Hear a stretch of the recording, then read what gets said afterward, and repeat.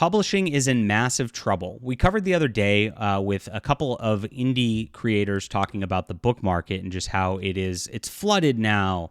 AI's ruining everything and quitting and, of course, flouncing about everything.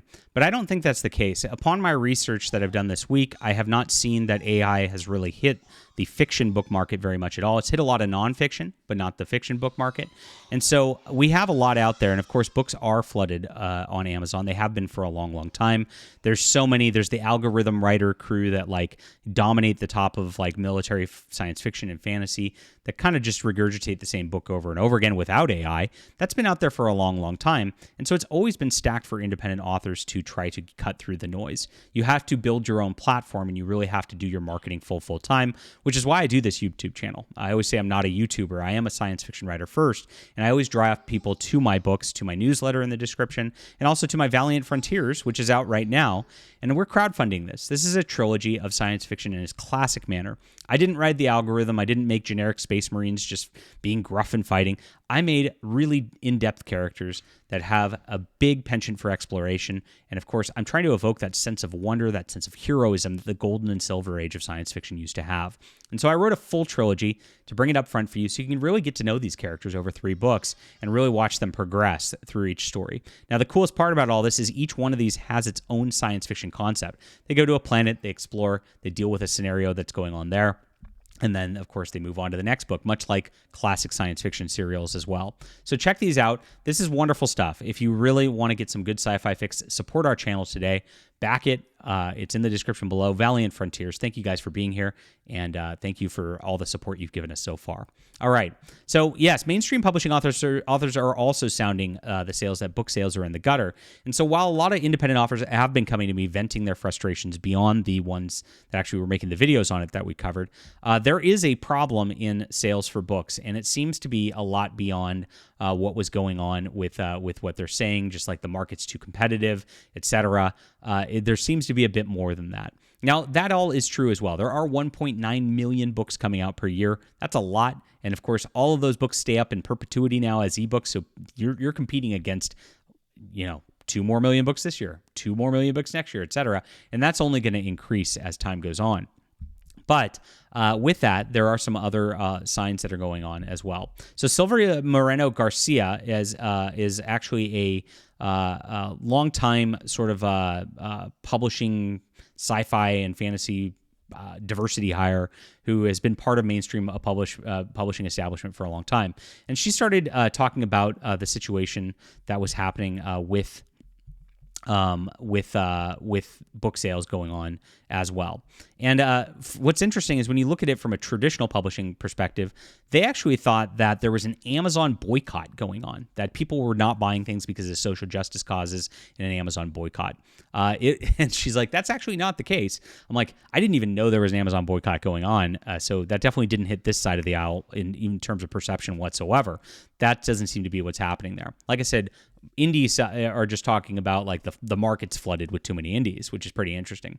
But they did actually try to boycott it earlier this year, and this is the result of that. This person said, I looked at my royalties this morning, wondered if writing books is going to continue to be viable. There's a misconception authors sit down, type out a book, hit publish. In reality, it comes with costs, editing, cover design, formatting, advertising. Those expenses don't go away just because sales drop. Every sale matters.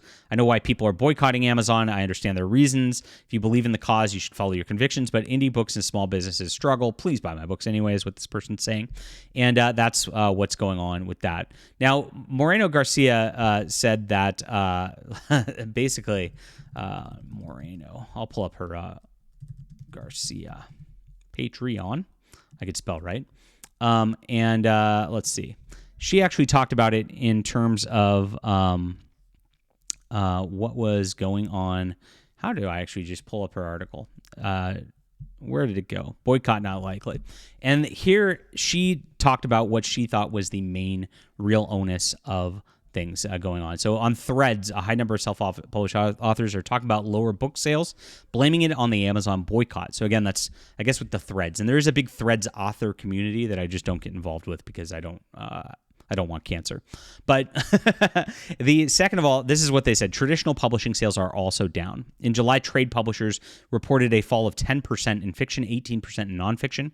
What's worse, sales dipped in all formats. Trade paperbacks had the biggest drop, down 13%, while digital audio fell 12%. Drops were more brutal for nonfiction. Overall, sales this year have not been very good, dipping for all books. You might say that the year is not over. Big sales months are November, December, but that's not an encouraging picture. Why is the slump happening? If you ask me, it's because the economy is in the mess. The back and forth on tariffs have caused chaos. The cost of living has continued to rise, etc. Youth unemployment in Canada, etc. And so there's a lot, and this is a big deal that's happening, and it is crushing a lot of fiction right now because people are tightening their wallets. That is a thing that's happening for sure.